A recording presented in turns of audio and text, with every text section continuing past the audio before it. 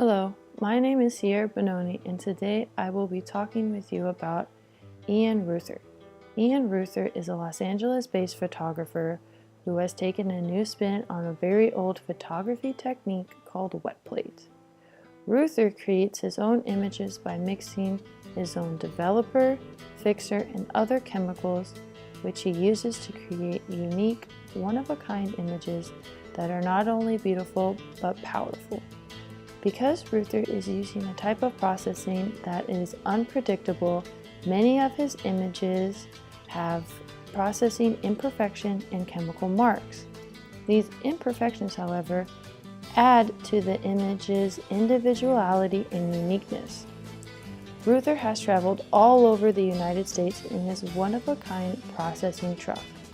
That not only is his mode of transportation, but also doubles as his camera. Because Ruther uses a truck for his camera, he is able to create some of the largest wet plate images ever created.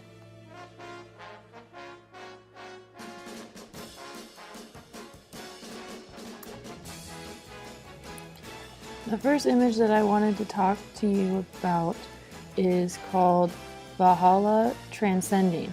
I believe that it's one of Ruther's most powerful images. The way that the train tracks pull the viewer deeper and deeper into the image is not only powerful, but mesmerizing. It also gives this viewer this feeling of a long, endless journey into this void, which is this lake. And this void, I feel, can even speak to this endless journey of life that sometimes seems absolutely meaningless. However, yet we continue on and on.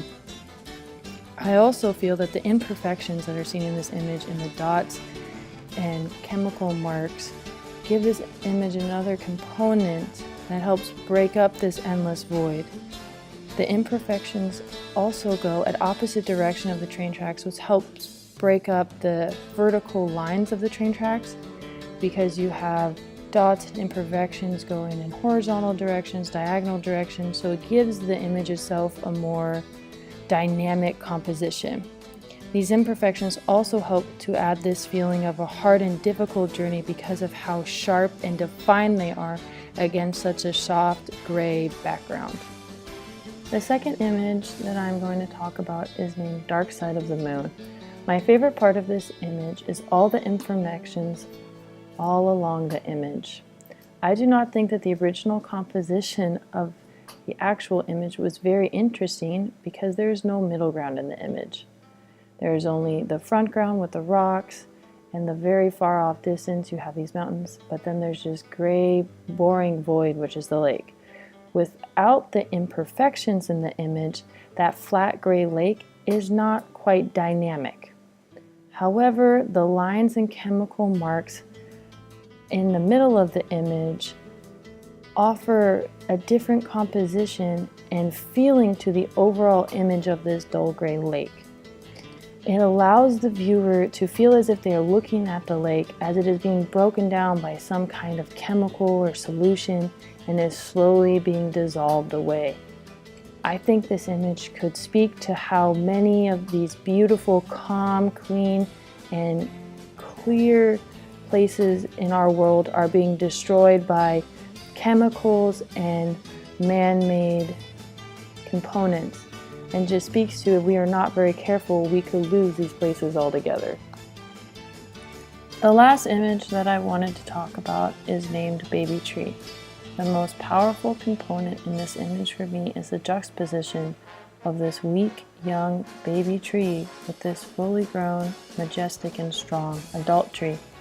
I feel that this image displays that in this world, the strongest and sometimes most dominating individuals were at one time and another just as weak and vulnerable as this baby tree. However, as individuals grow and continue to push themselves to become better and better, this is how people grow in strength and are able to turn themselves from baby trees into strong adult trees. I feel that any person who has had to overcome great obstacles in their lives can connect to this feeling and image, whether it be a college student just trying to survive to get their degree, or whether it be a Little League soccer player who just wants to grow up and become a pro.